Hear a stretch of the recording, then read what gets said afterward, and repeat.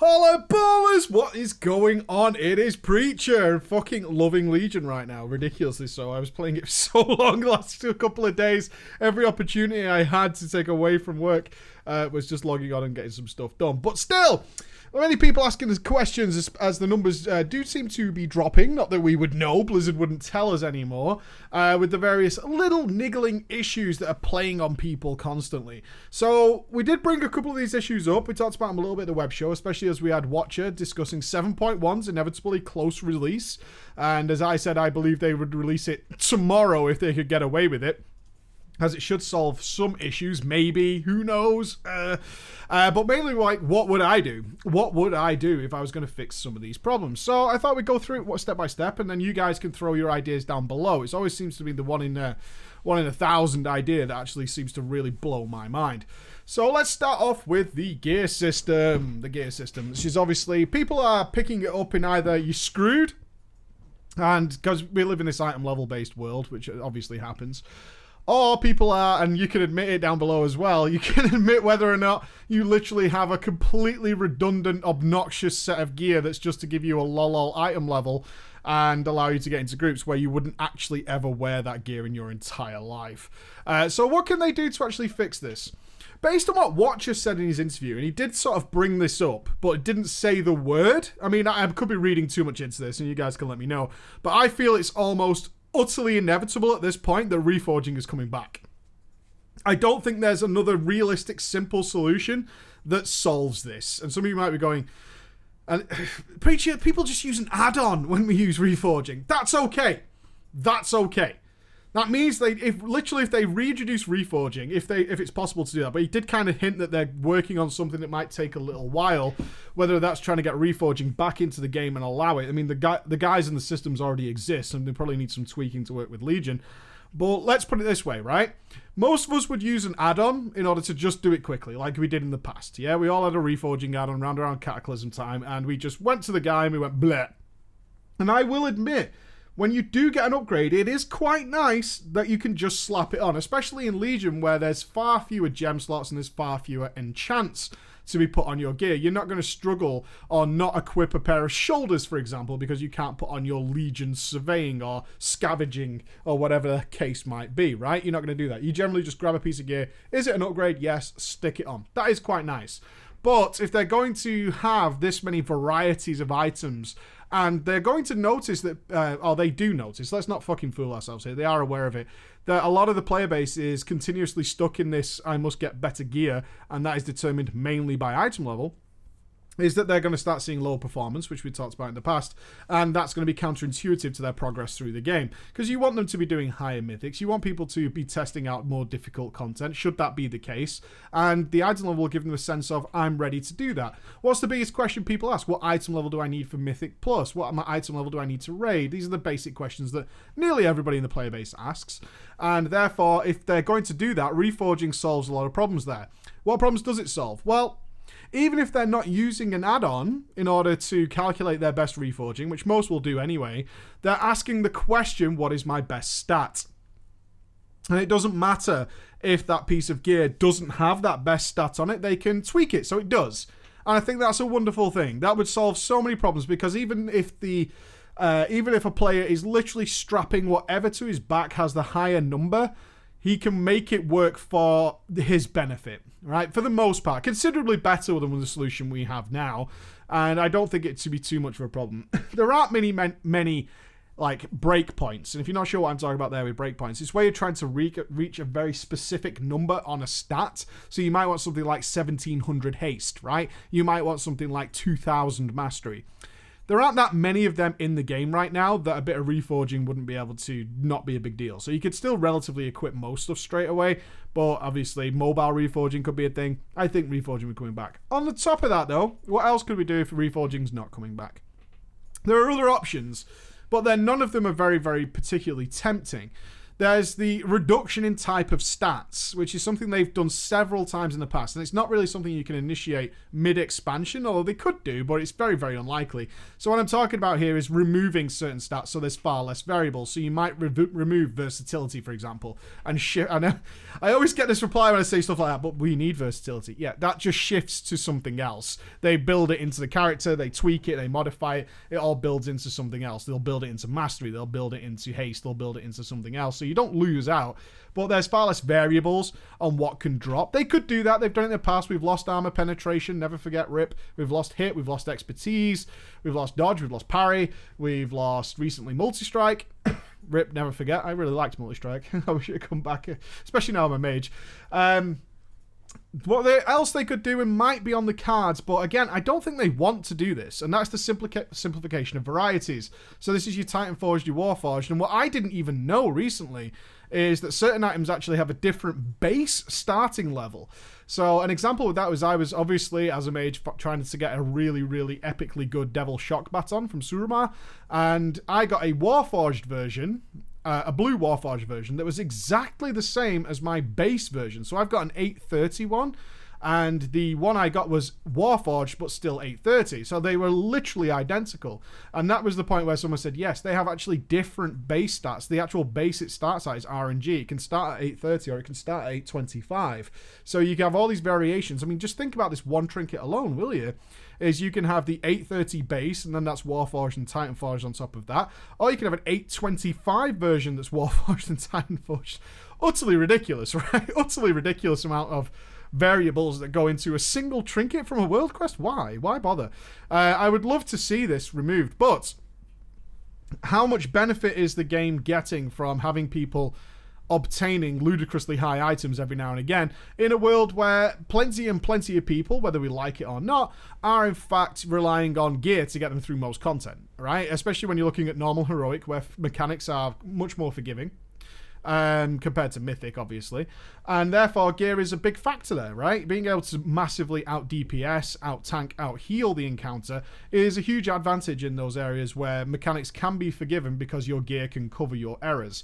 And therefore, is it helping those guys out a lot? I wouldn't care to pass judgment on that. I don't think there's a big problem with people progressing because they're overgearing content, as long as they're kind of doing current content. I think that's fine and dandy, and that's no issue to me. So those are some ideas there for the gear system. Love to see yours. Let's move on to the consumables thing. It's maybe not as big of a deal as we think now, although it is what's causing a huge amount of, certainly in the raiding community, to leave the game. 7.1 should alleviate this. It should, but I think overall we could say professions are massively skewed right now. Me and my raid leader, at least, were talking about why do we have tailoring right now? And I couldn't give an honest answer. I like tailoring. I like the idea of it, but we don't have any new bags yet. Are they coming? Are we going to see very specific items like we saw in the Burning Crusade that are tied to a profession? So if you're not aware of this, if you played after the Burning Crusade, the Sunwell in particular dropped recipes that were profession-only crafted items. So a robe, for example, could only be equipped by a tailor. This resulted in lots of people re-rolling certain professions, particularly leatherworking and jewel crafting, because the rings were very, very, very desirable. So far, it's almost the crafted items, for the most part, seem very, very outdated. Obliterum sources, if you've got lots of material stood around, and that's about it. The crafted items do seem to be dwindling far quicker than I would have liked to have seen. We saw in Walls of Draenor that the crafted items with their ever-increasing upgradability, and I'm sure that is coming. But that's not tailoring specific. Obliterum and its sources are, of course, open to absolutely everyone.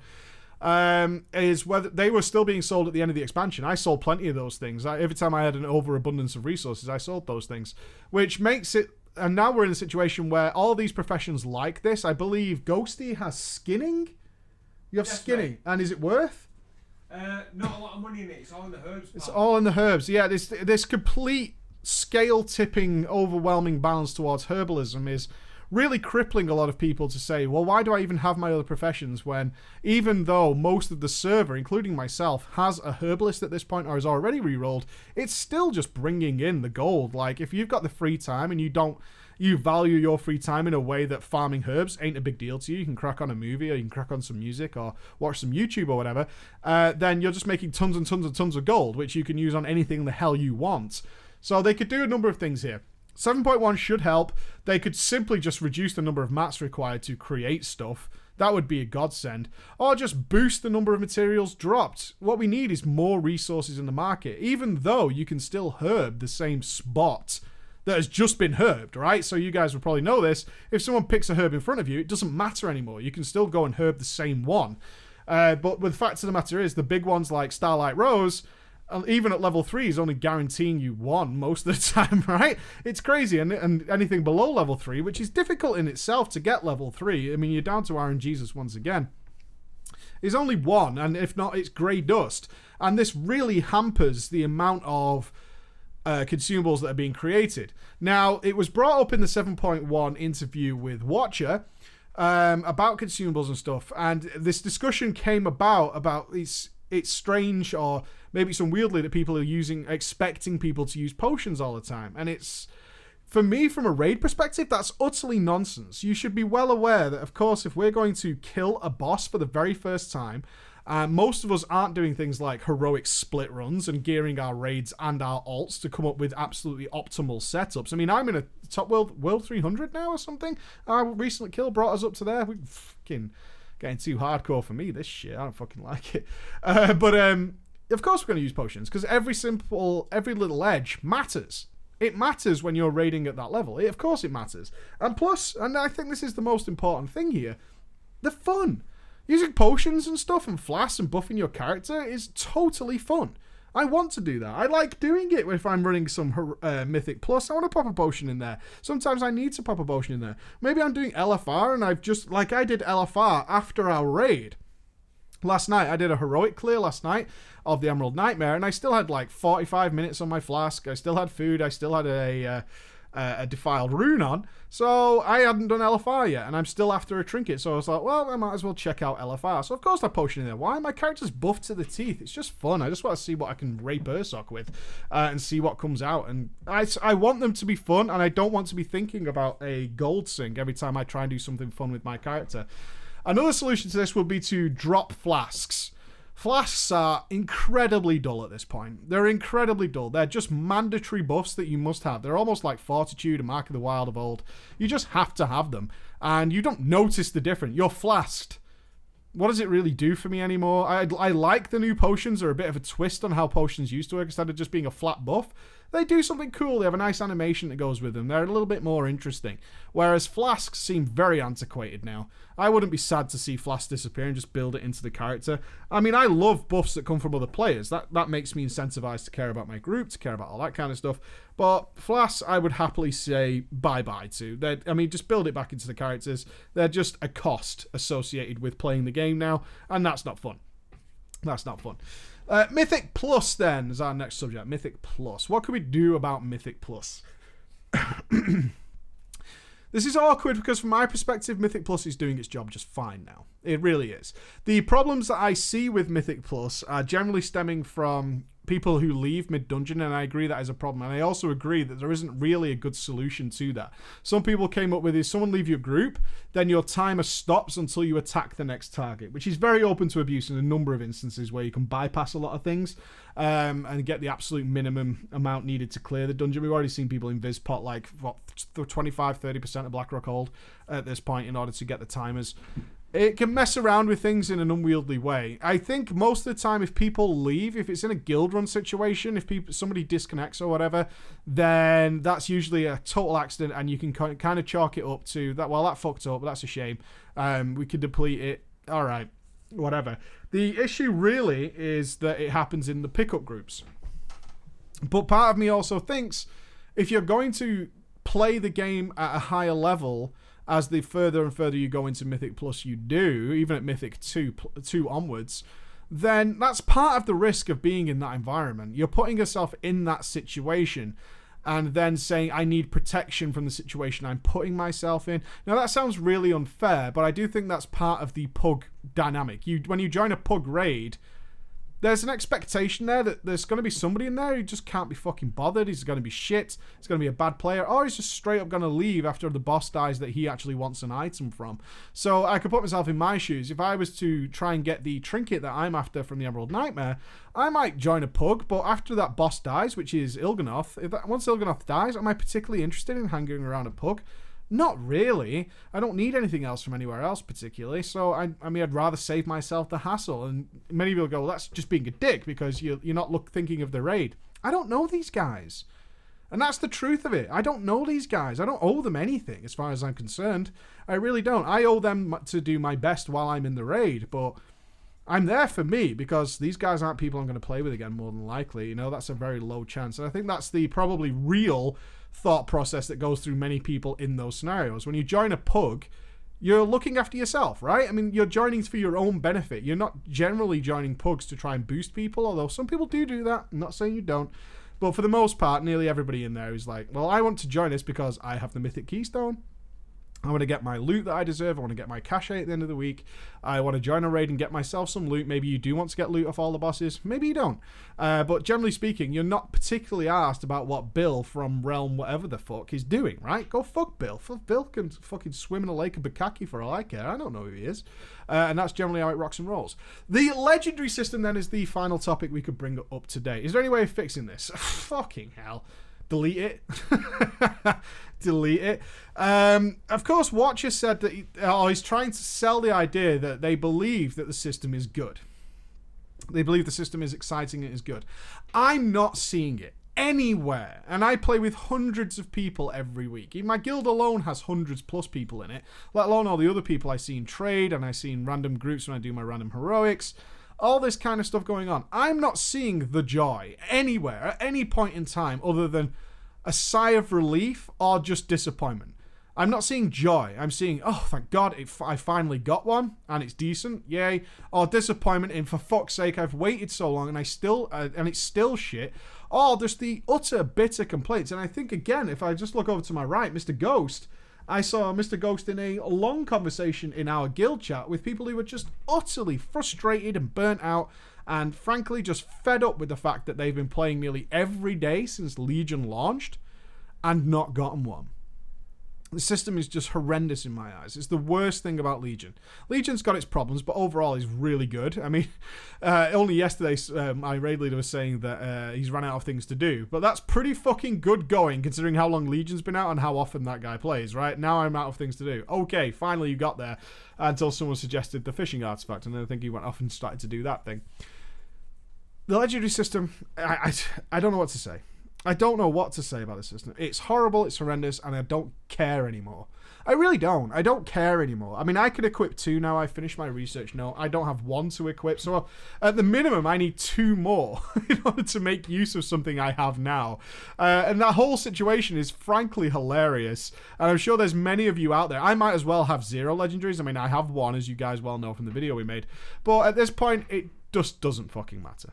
It just doesn't matter. I don't care. If I get them, great. If not, it doesn't matter. I'm in a situation which is such poor planning in my eyes, where I've unlocked the ability to equip 2 of these things at once. Yeah, I have nothing to do with it, and I just sit there with this bonus. It's like having, essentially at the moment, I feel like I have 2 ring slots that I don't have anything to put them in. I've just got empty slots, is how it feels right now. That doesn't feel good. That's not awesome. Yeah, Blizzard seems to think the system's a good idea, or they're trying to sell us on the idea that you will be excited by this. Will I? Because I'm not. I'm fucking not. Well, there you go. Those are the 4 big things I think people are struggling with in Legion. If you've got anything else that you think I've missed out, please feel free to say so. All right, guys, you have a great day. I'll see you again. Bye-bye.